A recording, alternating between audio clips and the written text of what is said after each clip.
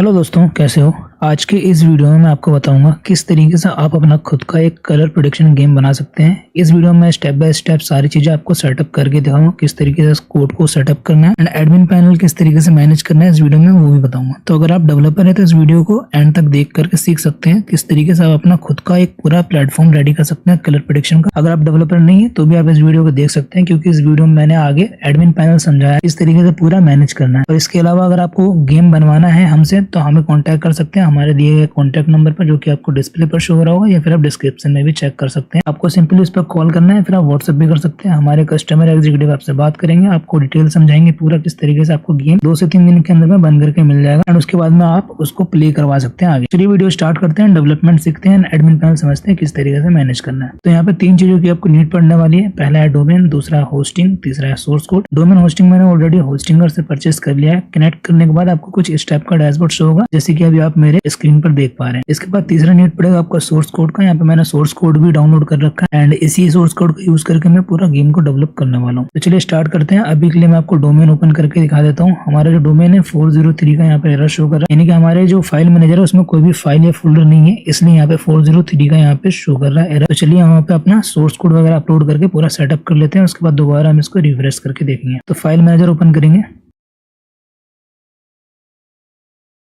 File manager open होने के बाद आपको यहाँ पे पब्लिक HTML एक फोल्डर मिलेगा, उसके अंदर जाना है। ये आपका रूट फोल्डर होता है, यहीं पे हम सारे कोड को अपलोड करेंगे। तो यहाँ पे जो हमारा जिप फाइल है उसको हम ड्रैग एंड ड्रॉप करके अपलोड करेंगे। जैसे आप यहाँ पे ड्रैग एंड ड्रॉप करेंगे, यहाँ पे आपका जो फाइल है अपलोड होना स्टार्ट हो जाएगा। तो किसी भी टाइप का अगर आपको गेमिंग प्लेटफॉर्म बनाना होता है और जल्दी से बनाना होता है तो उसके लिए आपको सोर्स कोड का नीड पड़ेगा। तो स्टार्टिंग से जो भी आपको अगर बनाना है तो उसमें बहुत ज्यादा टाइम लगेगा, इसलिए आपके पास सोर्स कोड होना बहुत जरूरी है। तो हमारे पास लगभग जितने भी मार्केट में गेम्स एंड प्लेटफॉर्म्स अवेलेबल है, इन्वेस्टमेंट का होगा या फिर ट्रेडिंग का होगी, लगभग सारे प्लेटफॉर्म के हमारे पास सोर्स कोड आपको अवेलेबल मिल जाएंगे। हम आपको किसी भी टाइप का प्लेटफॉर्म बना करके दे सकते हैं। तो अगर आपको किसी भी टाइप का प्लेटफॉर्म बनवाना है, चाहे वो गेमिंग से रिलेटेड हो या फिर ट्रेडिंग से रिलेटेड हो या फिर इन्वेस्टमेंट से रिलेटेड, तो हम बना देंगे। आपको सिंपली हमारे दिए कॉन्टैक्ट नंबर पर कॉन्टैक्ट करना, जो कि आपको डिस्प्ले पर शो हो रहा होगा या फिर डिस्क्रिप्शन में भी चेक कर सकते हैं। तो जब तक फाइल अपलोड हो रहा है हम वेट कर लेते हैं। फाइल अपलोड होने के बाद आपको इस टाइप का यहाँ पे जिप फाइल दिख जाएगा, इसको राइट क्लिक करना है एंड नीचे की तरफ जाएंगे, आपको एक्सट्रैक्ट का ऑप्शन मिलेगा, इसको एक्सट्रैक्ट कर लेना है। एंड ध्यान रखना है आपने जो एक्सट्रैक्ट किया वो पब्लिक HTML के अंदर ही एक्सट्रैक्ट होना चाहिए। एंड एक्सट्रैक्ट होने के बाद आपने जो जिप फाइल अपलोड किया है उसको आपको यहाँ पर डिलीट कर लेना है। तो हमने जिप फाइल में डिलीट कर लिया। अब हम यहाँ पे अपना डेटाबेस कनेक्शन करेंगे। डेटाबेस कनेक्शन करने के लिए हम जाएंगे कंट्रोल वाले फोल्डर के अंदर में। यहाँ पे आपको 2 कंट्रोल का फोल्डर मिलेगा, एक आपको पब्लिक HTML में मिल जाएगा, दूसरा आपको एडमिन के अंदर मिल जाएगा। दोनों में आपको सेम फाइल का नाम मिलेगा activity.php एंड dbaction.php। दोनों में आपको यहाँ पे डेटाबेस कनेक्शन करना होगा। तो यहाँ पे हम पहले कंट्रोल वाले फोल्डर में जाएंगे एंड यहाँ पे activity.php में जाएंगे। तो यहाँ पे आप देख पा रहे हैं ऑलरेडी यहाँ पे एक डेटाबेस कनेक्शन यहाँ पे सेट किया हुआ है। तो हम इसी डेटाबेस का जो नाम है and user name and password है वो यूज करने वाले हैं, ताकि हमें दोबारा सब कुछ सेटअप ना करना पड़े चारों फाइल में। तो आप सेम भी रख सकते हैं, आप यूनिक भी रख सकते हैं। अगर आप यूनिक रखते हैं, डिफरेंट रखते हैं, तो आपको यहाँ पे अपडेट करना पड़ेगा चारों फाइल में, जो कि मैंने आपको अभी दिखाया था। अगर आपको अपडेट नहीं करना है, चेंज नहीं करना है, तो आप सेम यहाँ पे डेटाबेस का नेम एंड पासवर्ड आप रख सकते हैं। तो यहाँ पे जो डेटाबेस का नेम है वो हमारा ये है PLA एंड जो यूजर नेम है वो PLA ही है। एंड जो आगे का आपको प्रीफिक्स दिख रहा है ये भी हमारे डेटाबेस के नेम में ही आता है, लेकिन जो हमारा डेटाबेस है यहाँ पे मैं आपको दिखाता हूँ, मैनेज करेंगे। तो यहाँ पे हमारे ऑलरेडी प्रीफिक्स है। तो अगर आप होस्टिंगर पे सेटअप कर रहे हैं तो आपका ये अलग होगा, तो आपको अलग ही रखना पड़ेगा। तो हमारा भी सेम है, तो यहाँ पे हम सेम यहाँ पे PLA बस लिखेंगे एंड यूजर में भी हम PLA डालेंगे एंड पासवर्ड में हम यहाँ पे कॉपी कर लेंगे plan@1408। पासवर्ड जो आपने कॉपी किया था उसको यहाँ पे आपको पेस्ट कर देना है, क्रिएट पर क्लिक करना है एंड यहाँ पे आपका जो DB है वो क्रिएट हो जाएगा एंड नीचे इस तरीके से आ जाएगा। आपको एंटर PHP माई एडमिन पर क्लिक करना है एंड आपका जो डेटाबेस है यहाँ पे ये ओपन हो जाएगा। आपको यहाँ पे MySQL जो फाइल है वो यहाँ पे अपलोड करना है। इसको आप ड्रैग एंड ड्रॉप करके इस तरीके से अपलोड कर सकते हैं। इसके बाद जब आप इसको रिफ्रेश करेंगे तो आपको यहाँ पे जितने भी टेबल्स हैं वो सारे यहाँ पे देखने को मिल जाएगा। इसके बाद आपको जाना है अपने activity.php के अंदर में एंड यहाँ पे आप सेटअप करेंगे। अगर आपने तो थोड़ा भी डिफरेंट यहाँ पे डेटाबेस रखा है तो एंड यहाँ पे आपको dbaction.php में भी सेम आपको सेटिंग करनी है।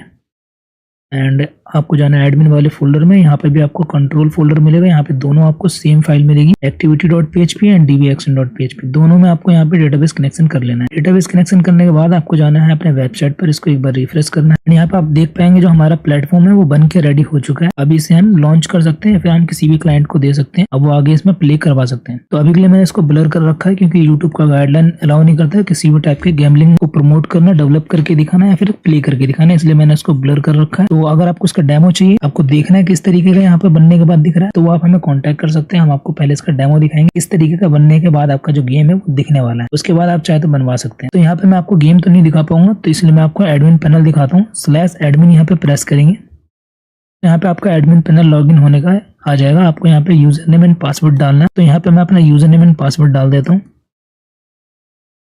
लॉगिन पर क्लिक करेंगे, ओके करेंगे एंड यहाँ पे आपका डैशबोर्ड कुछ इस टाइप का यहाँ पे दिखेगा। साइड में आपको लेफ्ट हैंड साइड में लिस्ट का ऑप्शन मिल जाएगा। जितने भी आपके पेजेस हैं वो सारे यहाँ पे मिल जाएंगे। तो अभी मैंने यूजर लिस्ट पे क्लिक किया है। जितने भी यूजर्स हैं आपको सारे यहाँ पे दिख जाएंगे आपके प्लेटफॉर्म पर। व्यू मोर पर क्लिक करेंगे, आप इनके डिटेल्स को अपडेट भी कर सकते हैं। इसके बाद फंड ट्रांसफर मिल जाता है। यहाँ से आप अपने यूजर को फंड ट्रांसफर डायरेक्टली कर सकते हैं। ट्रांसफर हिस्ट्री में जो भी डिपॉजिट आया है एंड जो भी आपने खुद से ट्रांसफर किया उसकी हिस्ट्री आपको यहाँ पे देखने को मिल जाता है। विड्रॉ हिस्ट्री में आपको विड्रॉ की हिस्ट्री देखने को मिलती है। बैट हिस्ट्री में जो आपके यूजर बैट लगा रहे हैं उसकी हिस्ट्री आप यहाँ पे देख सकते हैं। ऑल रिक्वेस्ट में यहाँ पे विड्रॉ रिक्वेस्ट देख पाएंगे, इसको आप अप्रूव या रिजेक्ट भी कर सकते हैं। एंड डिपॉजिट रिक्वेस्ट में आपको डिपॉजिट का रिक्वेस्ट दिखता है, आप इसको अप्रूव या रिजेक्ट भी कर सकते हैं। इसके बाद यहाँ पे आपको कस्टम रिजल्ट मिल जाता है। यहाँ पे विंगो एंड की3 आप कंट्रोल कर सकते हैं। विंगो लॉटरी पर क्लिक करेंगे एंड यहाँ पे आपको टाइमर सिलेक्ट करना होता है, कौन से टाइमर को आपको कंट्रोल करना है। जिसको अभी आप सिलेक्ट करेंगे उसका पीरियड नंबर आपको नीचे की तरफ दिख जाएगा। 0 से लेकर के 4 तक अगर आप सिलेक्ट करते हैं तो स्मॉल आता है एंड 5 से लेकर के 9 तक करते हैं तो बिग आता है। ये सारे गेम्स का सेम होता है, इसलिए आपको इस गेम में भी ऐसे ही मिलता है। अगर आप चेंज करवाना चाहते हैं तो वो भी हो सकता है। इसके अलावा यहाँ पे आपका जो भी नंबर रहता है 0 से लेकर के 9 तक, वो नंबर आपको यहाँ पे दिख जाता है। एंड जो भी बैट लगेगा इसके ऊपर वो आपको इस लाइन में दिखेगा एंड जो भी विन करने पे यूजर को मिलेगा वो आपको इस लाइन में दिखेगा। अगर आप खुद से रिजल्ट देना चाहते हैं तो वो आप वहाँ पे सिलेक्ट करके दे सकते हैं, कम या ज्यादा कुछ भी आप सिलेक्ट कर सकते हैं। अगर आप इसको रैंडम करके छोड़ देते हैं तो जो भी यूजर बैट लगा रहे हैं वो रैंडम आपका सेट एडमिन से, वो चाहे तो विन भी कर सकता है, लॉस भी कर सकता है। आपको प्रॉफिट भी हो सकता है, आपको लॉस भी हो सकता है,